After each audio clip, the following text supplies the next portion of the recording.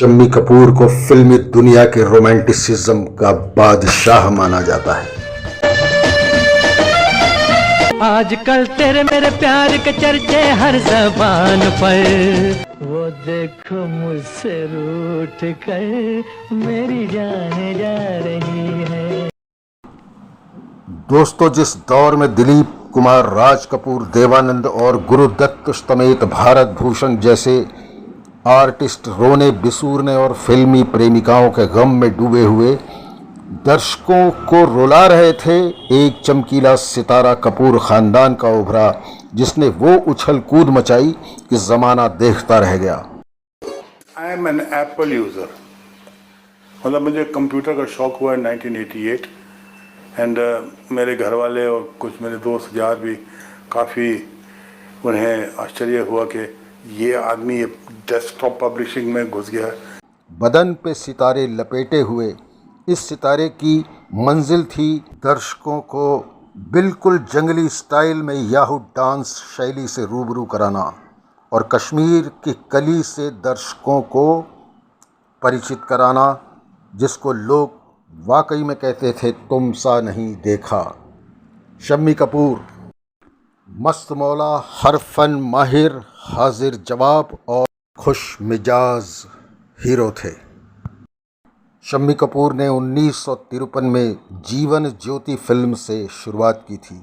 Film Laila Majnu उन्होंने नूतन के साथ की थी। शम्मी कपूर की एक खासियत थी कि जिस चीज़ पर उनका दिल आ जाता था वे उसको पाने के लिए बेताब हो जाते थे। मसलन उन्होंने फिल्म लैला मजनू में नूतन के साथ काम किया तो वे नूतन के दीवाने हो गए। उन्होंने गीता बाली के साथ काम किया तो गीता बाली को अपनी पत्नी बनाकर ही छोड़ा। और एक दिन शूटिंग के बाद शम्मी कपूर गीता बाली से विवाह रचाने के लिए इतने बेताब हुए कि वे जॉनी वॉकर के घर चले गए, क्योंकि जॉनी वॉकर ने मुमताज़ की बहन के साथ उन दिनों प्रेम विवाह किया था। लेकिन जॉनी वॉकर ने उनसे कहा कि मैं तो मुसलमान हूँ, मेरी शादी मस्जिद में हुई थी, तुम्हें तो मंदिर में जाना पड़ेगा।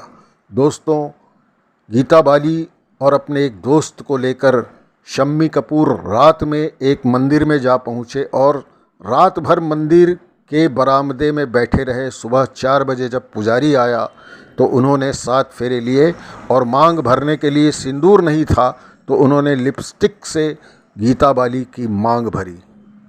गीता बाली के साथ शादी करना उनकी ज़िद थी, जबकि गीता बाली उनसे 1 साल बड़ी थी और वे उनके पिता और बड़े भाई राज कपूर की हीरोइन रह चुकी थी।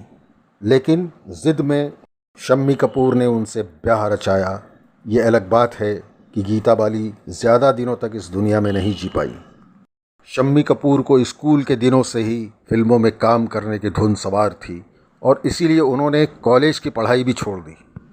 पढ़ाई छोड़ देने के बाद जब वे अपने पिता पृथ्वीराज कपूर के पास गए तो उन्होंने उनको 50 रुपये महीने में जूनियर आर्टिस्ट के तौर पर पृथ्वी थिएटर में काम दे दिया। शम्मी कपूर ने फिल्म ब्रह्मचारी में मुमताज़ के साथ एक्टिंग की थी। उनका दिल मुमताज़ पर भी आ गया और शम्मी कपूर इतने सीरियस थे कि सिर्फ 18 साल की मुमताज़ को उन्होंने बाकायदा प्रपोज़ कर दिया। लेकिन साथ में ये भी बता दिया कि कपूर परिवार में बहुएं फिल्मों में काम नहीं कर पाएंगी। ये रिश्ता वहीं समाप्त हो गया। ये बात मुमताज़ ने खुद स्वीकार की है। शम्मी कपूर अपने आप में मस्त मौला इंसान थे। उनको गुस्सा भी बहुत तेज़ आता था।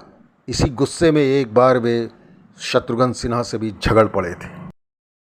किस्सा ये बताया जाता है कि शत्रुघ्न सिन्हा जिन दिनों पुणे में पढ़ाई कर रहे थे फिल्मों की, उन्हीं दिनों पृथ्वीराज कपूर वहाँ आए थे और किसी बात को लेके शत्रुघ्न सिन्हा उनसे नाराज़ थे तो उन्होंने एक टिप्पणी कर दी।